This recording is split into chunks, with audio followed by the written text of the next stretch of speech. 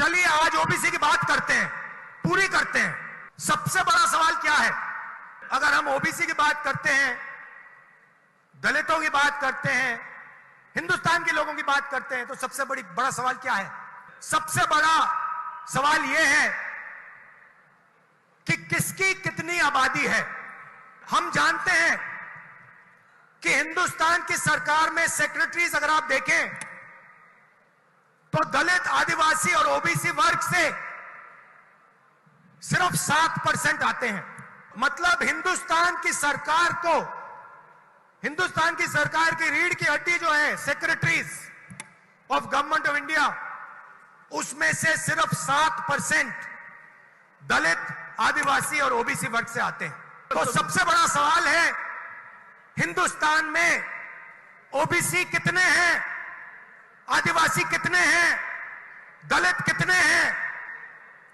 तो अगर हम धन बांटने की बात करें, अगर हम सत्ता बांटने की बात करें, तो पहला कदम यह होना चाहिए कि भैया किसकी कितनी आबादी है।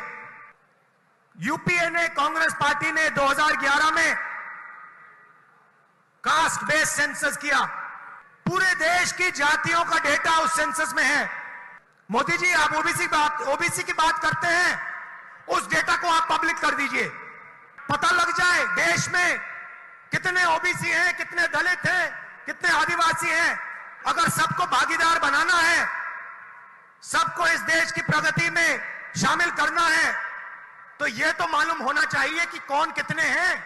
तो मोदी जी, कास्ट सेंसस का डेटा आप रिलीज कीजिए, देश की जनता को पता लग जाए देश में ओबीसी कितने हैं, दलित कितने हैं, आदिवासी कितने हैं।